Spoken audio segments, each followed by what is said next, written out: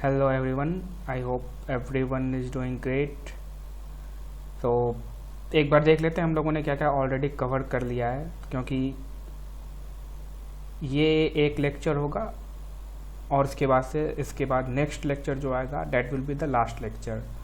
तो उसमें treaties convention ये सब कवर करेंगे हम लोग लास्ट लेक्चर में। तो एक बार देख लेते हैं ओवरव्यू, ताकि आप लोगों को स्ट्रक्चर पता चल जाए लेक्चर का कि कैसे हम लोगों ने इस पार्ट को कवर किया है। तो सबसे पहले हम लोगों ने कवर किया था इंट्रोडक्शन, जिसमें कि इंटेलेक्चुअल प्रॉपर्टी। ओके, सो इंटेलेक्चुअल प्रॉपर्टी के हिस्ट्री के बारे में हम लोगों ने जाना था, और जो टाइप्स होते हैं, कैटेगरी होते हैं, उसके बारे में हम लोगों ने देखा था। उसके बाद से हम लोगों ने हर एक टाइप को इंडिविजुअली देखना स्टार्ट किया। तो सबसे पहला जो टाइप हम लोगों ने देखा पेटेंट सबसे पहला। उसके बाद से हम लोगों ने देखा कॉपीराइट, जो सेकेंड टाइप था। फिर थर्ड टाइप जो हम लोगों ने देखा ट्रेडमार्क। फोर्थ हम लोगों ने इंडस्ट्रियल डिज़ाइन। फिफ्थ हम लोगों ने geographical indication. Sixth trade secret. Seventh traditional knowledge. और एट्थ लेक्चर में हम लोगों ने 3 लॉ को और एक्ट को कवर किया था, जिसमें कि सेमीकंडक्टर, फिर protection of plant varieties and plant breeders, ये सब को कवर किया था। और इसमें 3 सेक्शन था, तो और एक सेक्शन था बायोडाइवर्सिटी से रिलेटेड। ठीक है, अब जो है आज के लेक्चर में हम लोग वर्ल्ड इंटेलेक्चुअल प्रॉपर्टी के बारे में जानेंगे। कुछ पॉइंट से ज़्यादा डिटेल में नहीं जाएंगे, और तो देखेंगे कि कैसे ये पिक्चर में आया। ठीक है, और कुछ इम्पोर्टेंट पॉइंट है उसको देखेंगे। उसके बाद इस लेक्चर से हम लोग मूव ऑन करके लास्ट लेक्चर जो है आप लोगों का ये रहेगा ट्रीटीज कन्वेंशन एंड एग्रीमेंट्स, जिसमें हम लोग कुछ देखेंगे जो एग्रीमेंट्स वगैरह, ट्रीटीज वगैरह इंपॉर्टेंट। तो इसके बाद से जो लेक्चर होगा वो लास्ट लेक्चर होगा, और हम लोग इसको कंक्लूड कर देंगे। ठीक है, तो चलिए आज के लेक्चर में हम लोग मूव करते हैं और WIPO को देखते हैं, वर्ल्ड इंटेलेक्चुअल प्रॉपर्टी ऑर्गेनाइजेशन। ठीक है, अगर लेक्चर स्लो लगे तो आप इसको 1.5-2 के स्पीड से भी देख सकते हैं। ठीक है, WIPO established in 1970, a specialised agency of United Nation. ये एक स्पेशलाइज्ड एजेंसी है यूनाइटेड नेशन का। ठीक है, WIPO acts as central organization through which international intellectual applications can claim protection in other country। ठीक है, अब जैसे कि आपने एक इन्वेंशन किया और आपका उसको पेटेंट चाहिए, और आपको उसको एक कंट्री में नहीं 5-6 कंट्री में चाहिए या 10 कंट्री में चाहिए उसका पेटेंट। तो India according to Indian patent system उसका प्रोटेक्शन आपको इंडिया में ही मिलेगा। बट WIPO क्या करता है कि ये आपको एक प्लेटफॉर्म देता है जहाँ पे कि आपके पास फैसिलिटीज़ रहती है, लॉज रहते हैं, एक्ट्स रहते हैं, जिसके थ्रू आप एक ही फॉर्म पेटेंट के लिए अप्लाई करिए, और that will be applicable to multiple countries. एक तरह से आप समझ लीजिए इंटरनेशनल लेवल पे ये इंटेलेक्चुअल प्रॉपर्टीज के लिए कॉमन लॉ, कॉमन एक्ट्स को कंट्रोल करता है WIPO। ठीक है, तो ओवरऑल बात यही है। अब इसके ओरिजिन के बारे में देखते हैं हम लोग, कैसे ये ओरिजिनेट हुआ WIPO। ठीक है, तो सबसे पहले ये देखिए एक पॉइंट है, 2 important global agreements called Paris Convention 1883 and Berne Convention 1886 set the foundation for creating the World Intellectual Property Organization. तो ये 2 ग्लोबल एग्रीमेंट्स थे। ठीक है, Paris Convention 1883 and Berne Convention 1886। तो ये 2 मिल करके जो है ना WIPO को फाउंडेशन सेट किए हैं।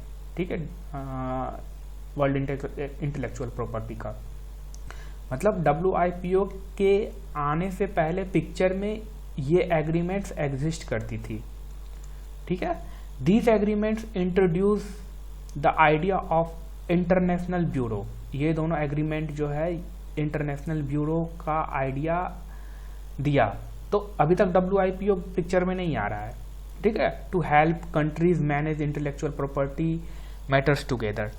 तो ये दोनों एग्रीमेंट में ये कंक्लूजन निकला कि इंटरनेशनल ब्यूरो नाम का समथिंग होगा और that will be managing international properties matters together, ठीक है। दीज ब्यूरोज मर्ज्ड इन, अब ये इंटरनेशनल ब्यूरो जो थी एक नहीं थी, मल्टीपल थी, बहुत सारी थी। अब क्या हुआ कि ये भी मर्ज कर गई। These bureau merge in 1893 to became the United International bureaux. अब ये ब्यूरोक्स के नाम से जाने लगी जब ये मर्ज हो गई international bureau for the protection of intellectual properties, ठीक है, और इसी को BIRPI बोलते हैं, ठीक है। As more agreements were made about specific type of intellectual properties like trademark, design, different group formed. अब बहुत सारी डिफरेंट टाइप्स के जो थे, जैसे कि इंटेलेक्चुअल प्रॉपर्टी आने लगी, जैसे ट्रेडमार्क, डिजाइन, तो डिफरेंट ग्रुप्स जो है वो बनने लगे। तो these groups joined the United International Bureaux, ठीक है। In 1967 a new agreement called WIPO convention. In 1967 new agreement, एक न्यू एग्रीमेंट आया WIPO कन्वेंशन के नाम से, was created to organize intellectual properties issue globally। तो ये कन्वेंशन, ये एग्रीमेंट कब आया? WIPO कन्वेंशन एग्रीमेंट जो है वो 1967 में, और ये this lead to the United International Bureaux being replaced by WIPO। तो ये जो पहले आपका यूनाइटेड इंटरनेशनल ब्यूरोक्स था वो अब किससे रिप्लेस हो गया? तो यही WIPO 1970 से, ठीक है। ये चीज़ ध्यान रखिए, WIPO कन्वेंशन और ये जब न्यू एग्रीमेंट ये कब आया WIPO कन्वेंशन? तो 1967 में। उतना गौर करके भी नहीं ध्यान देना, इतना फोकस करके यही नहीं पूछ देगा डायरेक्ट डेट, ठीक है। तो ये पता रहना चाहिए कैसे कैसे था पिक्चर। तो ये दोनों कन्वेंशन के बारे में पता रहना चाहिए, पेरिस कन्वेंशन और बर्न कन्वेंशन, ठीक है। ये दोनों ही एक तरह से देखा जाए तो फाउंडेशन था WIPO 1970 में जो स्टेब्लिश हुआ।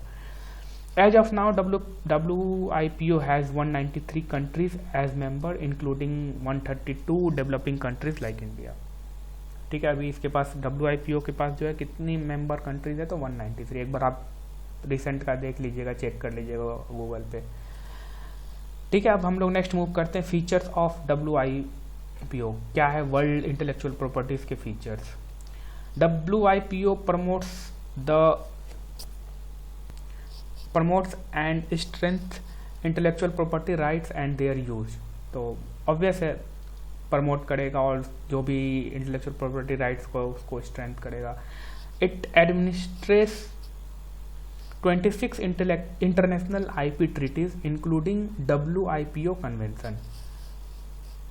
तो कितने टोटल इंटरनेशनल IP ट्रीटीज है? तो 26। ये भी आप एक बार अभी रिसेंट में कितनी है वो भी एक बार आप देख लीजिएगा, 26 इंटरनेशनल IP ट्रीटीज, ठीक है। WIPO helps modernise IP system in developing countries. तो ये मॉडर्नाइज करता है इंटेलेक्चुअल प्रॉपर्टी सिस्टम को, बेसिक चीज़ है और ऑब्वियस चीज़ है। WIPO facilitates discussion among governments for new legal agreement. WIPO offers international rule that balance the interest of creator and user of innovation and creativity. तो यही features है। तो features आपको इसमें कुछ वैसा इंपॉर्टेंट नहीं था, ये चीज़ था कि it administrates 26 international IP treaties, ठीक है, और सब बातें ऑब्वियस थी। अब हम लोग नेक्स्ट मूव करते हैं मेन एक्टिविटीज़ ऑफ WIPO। क्या क्या मेन एक्टिविटीज़ है वर्ल्ड इंटेलेक्चुअल प्रॉपर्टी ऑर्गेनाइजेशन का? तो legal negotiation and policy discussion. तो ऑब्वियसली ये क्या करता है कि WIPO provides a space for countries to discuss and create international rule. अब इंटरनेशनल रूल, कॉमन रूल बनाना है तो ऑब्वियस है डिस्कशन होगा बिटवीन द कंट्रीज और किसके लिए? WIPO तो इंटेलेक्चुअल प्रॉपर्टी के लिए। It helps with forming new treaties and guideline, ठीक है। Administration of treaties, WIPO manages 26 international IP treaties including ones that set IP standards. तो जो इंटेलेक्चुअल प्रॉपर्टीज को स्टैंडर्ड्स को सेट करता है that will be included organise, ठीक है। तो ये कुछ फिर international IP filing and examination services, तो वही आप जो भी फॉर्म फिलअप करोगे तो उसका एग्जामिन करना, ये सब सारी चीज़ें। तो WIPO allows application to protect their intellectual property in multiple countries, ठीक है, थ्रू ए सिंगल एप्लीकेशन। एक ही एप्लीकेशन से आप मल्टीपल कंट्री में अप्लाई कर सकते हो।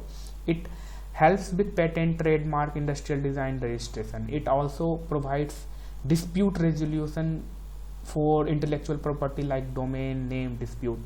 तो एप्लीकेशन रजिस्ट्रेशन तो कर ही सकते हैं, प्लस ये डिस्प्यूट रेजोल्यूशन का को भी देखता है। अगर किसी में डिस्प्यूट आ गया तो उसको भी वो रेजोल्यूशन प्रोवाइड करता है WIPO, ठीक है। IP information and training, WIPO offers database of patent.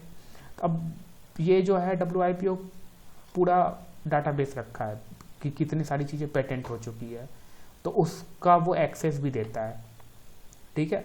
फिर ब्रांड्स का, डिज़ाइन का, ये सारा चीज़ का डाटाबेस है उनके पास। It provides statistics and research on IP and help developing countries with legal advice, training and support. It assists country in implementing international agreements like TRIPS. WIPO host initiative like WIPO Green, तो इस type के initiative जैसे कि WIPO Green, WIPO Research and accessible book to promote technology sharing, health sharing, तो ये सब सारी चीज़ें प्रमोशन के लिए, ठीक है। तो इसमें कुछ ऐसा पॉइंट नहीं था फीचर्स में। अब इंडिया एंड WIPO, इसका देखिए। India is actively involve in WIPO, has signed 10 out of 26 important IP treaties. तो टोटल 26 इंटरनेशनल IP ट्रीटीज है, उसमें से आउट ऑफ इंडिया ने 10 साइन किया है, ठीक है, under WIPO management. These treaties include system for filing patent internationally, ठीक है। आप एक PTC हो गया, फिलिंग पेटेंट इंटरनेशनली, ठीक है। रजिस्टरिंग ट्रेडमार्क मैड्रिड, उसी को बोलेंगे registering trademark, and protecting industrial design Hague, ठीक है। अब PTC सिस्टम क्या होता है? The PTC system helps save time and money by allowing applicants to seek patent protection in 153 countries with a single application। तो ये PCT सिस्टम क्या है कि आप एक फॉर्म भरो और आप 153 कंट्रीज में जो है आप क्या कर सकते हो, पेटेंट प्रोटेक्शन ले सकते हो, मतलब पेटेंट के लिए अप्लाई कर सकते हो instead of filing separate application for each country, ठीक है। और मैड्रिड और हैग सिस्टम, तो इसमें दो चीज़ें, मैड्रिड एंड हैग, ठीक है। These systems offer cost-effective way of get trademark protection and maintain industrial design in many countries, ठीक है। मैड्रिड सिस्टम क्या कवर करता है? Madrid system covers 122 countries for trademark, ठीक है, while Hague system covers 74 countries for industrial design. तो ये चीज़ एक इम्पॉर्टेंट है, आपको देखना पड़ेगा कि मैड्रिड सिस्टम जो है वो क्या कवर करता है, ट्रेडमार्क, और हेग सिस्टम जो है वो इंडस्ट्रियल डिजाइन इन 74 कंट्रीज, और Madrid 1 for trademark 122 countries. Protection of traditional knowledge हम लोगों ने पढ़ा था। ओके, सो तो रिगार्डिंग ट्रेडिशनल नॉलेज के बारे में देखिए आप, मतलब WIPO उसको कैसे डील करता है। तो WIPO set up a group in 2000, तो 2000 में इसने एक ग्रुप सेटअप किया where member country talk about intellectual property issue linked to genetic resource. Genetic resource आपका किस में आता है? जेनेटिक रिसोर्स के बारे में इन्होंने बात किया, फिर traditional knowledge and cultural expressions के बारे में, तो इन सब चीज़ों के बारे में बात किया। अब ये एक यहाँ पे सही पॉइंट है कि after winning battles to cancel patent on turmeric, basmati and neem, अब ये क्या कर रहे थे कि जब हम लोगों के पास इन ट्रेडिशनल नॉलेज का कोई एक्ट वगैरह, लॉ वगैरह नहीं था, तो इंटरनेशनल प्लेसेस में क्या कर रहे थे, ये लोग इसको पेटेंट करा ले रहे थे। तो इंडिया स्टार्टेड द TKDL, मतलब कि traditional knowledge digital library in 2001। तो जो भी ट्रेडिशनल नॉलेज ऑलरेडी एग्जिस्टिंग थे, तो उसका उन्होंने क्या किया, ट्रेडिशनल डिजिटल लाइब्रेरी बनाना स्टार्ट किया। अब क्या है कि अगर कोई पेटेंट कराता है तो वो उस डिजिटल लाइब्रेरी में लुकअप करते हैं, अगर लुकअप में देखा कि ये ऑलरेडी एग्जिस्टिंग है इस डिजिटल लाइब्रेरी में, तो वो पेटेंट कैंसिल हो जाता है। The idea got global acceptance and is a way to stop foreigners from patenting traditional knowledge. तो अभी मैंने डिस्कस किया, this made traditional knowledge more important in patent system. ठीक है, अब recognition of traditional knowledge gain more importance in 2004। Traditional knowledge classification tool were added in international patent classification, making it easier to consider traditional knowledge in patent। तो ठीक है, इसमें इस chapter में उतना कुछ खासा पॉइंट नहीं था WIPO में, तो जो भी था मैंने मोटा मोटी कवर कर लिया है, आप देख सकते हैं। ठीक है, इसके बाद नेक्स्ट जो चैप्टर आएगा कुछ ट्रीटीज कवर करेंगे, उसके बाद इस पार्ट को हम लोग कंक्लूड करके क्लोज कर देंगे। ठीक है, that is all from my side. मिलते हैं हम लोग नेक्स्ट लेक्चर में, तब तक के लिए good bye and thank you.